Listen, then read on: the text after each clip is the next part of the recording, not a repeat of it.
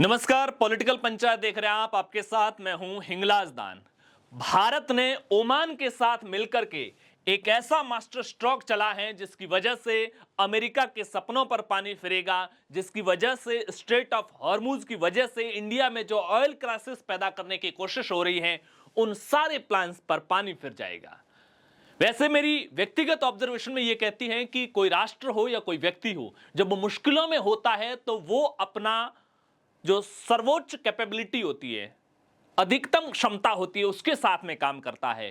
Covid के दौर में इंडिया का जो हेल्थ इंफ्रास्ट्रक्चर जिस तेजी से काम किया, कुछ दिन पहले मैं एक हेल्थ एक्सपर्ट के साथ बातचीत कर रहा था, तो वो कह रहा था कि जो प्रोजेक्ट हमारे डिपार्टमेंट के 2-2 साल में हुआ करते थे, कोविड के समय में 10 से 15 दिन और 1 महीने में हमने एग्जीक्यूट करके दिखाया है।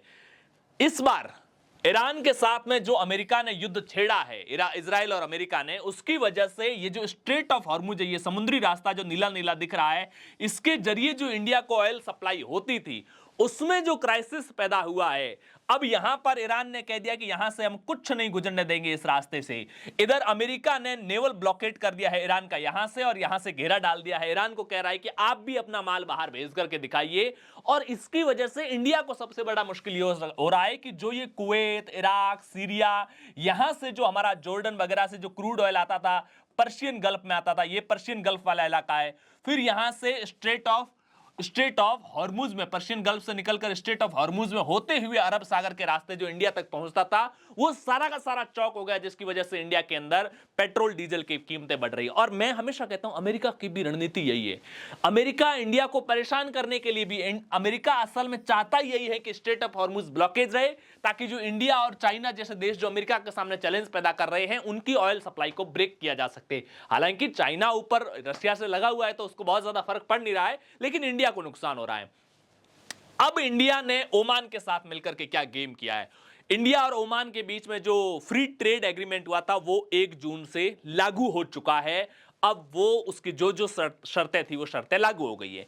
इन शर्तों में वैसे बिजनेस की बहुत सारी शर्तें हैं कि ओमान का लगभग 98% मार्केट इंडिया के लिए खुल गया है। वहां पर इंडिया को माल भेजने में कोई भी दिक्कत नहीं आएगी। हालांकि इंडिया ने अपने जो डेयरी और एग्रीकल्चर प्रोडक्ट है, उसके मार्केट को सिक्योर रखा है। तो इंडिया में लगभग 78% मार्केट इंडिया ने भी, बहुत सारे 78% जो चीजें थी उस पर इंडिया ने भी फ्री कर दिया है उनकी मार्केट सप्लाई। लेकिन इस ट्रेड एग्रीमेंट का जो एक बड़ा फायदा होगा, वो ये होगा कि स्ट्रेट ऑफ हॉर्मुज के जरिए ऑयल सप्लाई का हमने अल्टरनेट रूट तैयार कर दिया है। यहां पर दरअसल अगर ओमान के अंदर देखेंगे, तो ओमान, पहली चीज, जो स्ट्रेट ऑफ हॉर्मुज यहां पर है, ओमान से इंडिया आने में आपको स्ट्रेट ऑफ हॉर्मुज की जरूरत नहीं है, पहली बात।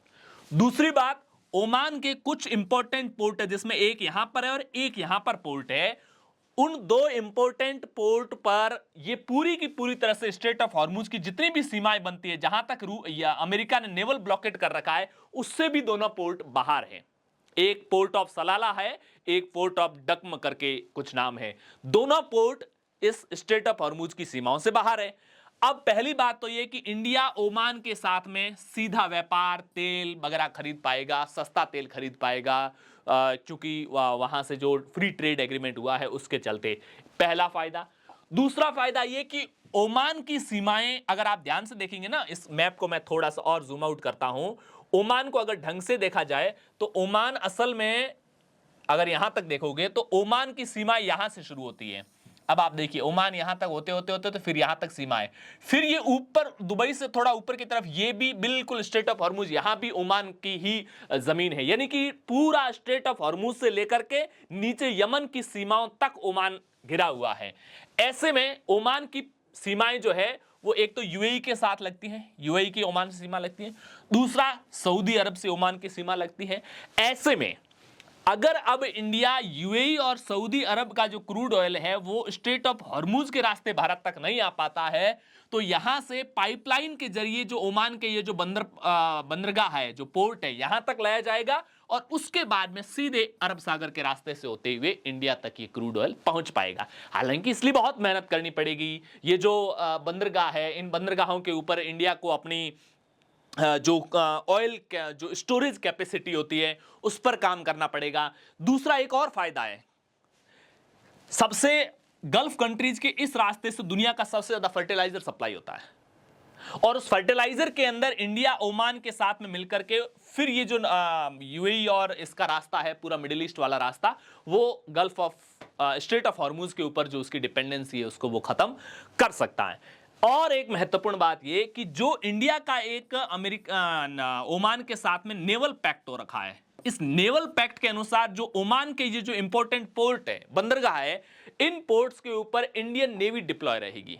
जब इंडियन नेवी डिप्लॉय रहेगी तो कई फायदे होंगे। पहला, स्ट्रेट ऑफ हॉर्मुज के ठीक पास में इंडियन नेवी डिप्लॉय रहने से इस पूरे के पूरे रीजन की जो इंटेलिजेंस है, जो खुफिया जानकारियां हैं, वो इंडिया के पास में अवेलेबल होगी। क्योंकि दुनिया के अंदर जितने भी डिफेंस पैक्ट होते हैं और उस डिफेंस पैक्ट के अंदर जहां जहां मिलिट्री डिप्लॉयमेंट की बातें आती हैं, आर्म फोर्सेस की डिप्लॉयमेंट की बातें आती है, तो समझ लीजिए कि वहां पर इंटेलिजेंस गैदरिंग का काम भी होगा। बिजनेस सिक्योरिटी या बिजनेस पर्पस की आड़ में जो सुरक्षा बलों की तैनाती होती है वो एक ऑन डॉक्यूमेंट होता है, लेकिन अंडरस्टैंडिंग के लेवल पर यह तय होता है कि यहां से फला देश की इंटेलिजेंस के नजरिए से भी नजर रहेगी। यानी कि ईरान के पूरा स्ट्रेट ऑफ हॉर्मुज से लेकर के अरब सागर के इस रीजन के अंदर जहां पर अमेरिका अपनी बहुत ज्यादा बदमाशियां पिछले कुछ टाइम में कर रहा है, इस पूरे रीजन पर इंडिया अपनी इंटेलिजेंस से भी नजर रख पाएगा। दूसरा, इंडिया का सप्लाई रूट ये होगा तो उसके सिक्योरिटी के पर्पज के हिसाब से भी इंडिया यहां पर अपनी नेवल डिप्लॉयमेंट को बढ़ाता रहेगा। और एक और खास बात, पाकिस्तान के साथ भी दिक्कत होगी। पाकिस्तान के साथ क्या दिक्कत होगी तो वो समझिए। पाकिस्तान के ग्वादर पोर्ट को, पाकिस्तान का ग्वादर पोर्ट बहुत इंपॉर्टेंट था क्योंकि चाइना पाकिस्तान के ग्वादर पोर्ट के रास्ते यहां माल ला करके फिर सीधा का सीधा इस सप्लाई रूट को फॉलो करने वाला था। क्योंकि चाइना को जो ये लंबा रूट यहां से फॉलो करते हुए जो आना पड़ता था उसको बाईपास करना चाहता था ग्वादर पोर्ट के जरिए। तो ग्वादर पोर्ट इंडिया के लिए, और इसके पास में ईरान के अंदर इंडिया चाहबार पोर्ट डेवलप कर रहा था, लेकिन चाहबार पोर्ट इंडिया, ये ईरान और अमेरिका वाले इस कॉन्फ्लिक्ट की वजह से इंडिया के हाथों से जा चुका है। ऐसे में ओमान के इन पोर्ट्स के ऊपर, सलाला पोर्ट और डक्म पोर्ट, जो दोनों पोर्ट है ओमान के, इनके ऊपर इंडिया की प्रेजेंस की वजह से इंडिया के लिए इस इलाके के अंदर अपनी जो प्रेजेंस है वो मजबूत करना होगा ही होगा। और इन पोर्ट्स के रास्ते वो पूरे मिडिल ईस्ट के रूट से कनेक्ट हो पाएगा। और मिडिल ईस्ट के रूट से जब वो कनेक्ट होगा तो मिडिल ईस्ट के बाद में वो अपनी सप्लाई चेन को आगे भी कंटिन्यू कर सकता है। तो कुल मिलाकर के ओमान के साथ मिलकर के इंडिया ने स्ट्रेटेजिक तौर पर जो एक बिजनेस पैक्ट नजर आ रहा है, उस बिजनेस पैक्ट की अगर रणनीतिक पहलू को देखा जाए तो जिस तरीके से जियोपॉलिटिक्स के अंदर यहां पर वो अपनी एनर्जी सप्लाई को सिक्योर करेगा, मिडिल ईस्ट तक अपनी पहुंच को सिक्योर करेगा, फर्टिलाइजर सप्लाई को सिक्योर करेगा, इसके अलावा अरब सागर के अंदर अपनी जो मिलिट्री प्रेजेंस है उसको भी मजबूत कर पाएगा, नेवल प्रेजेंस को मजबूत कर पाएगा। पॉलिटिकल पंचायत पर पहली बार आए तो चैनल को सब्सक्राइब कीजिएगा, वीडियो को लाइक और शेयर जरूर कीजिएगा। शुक्रिया।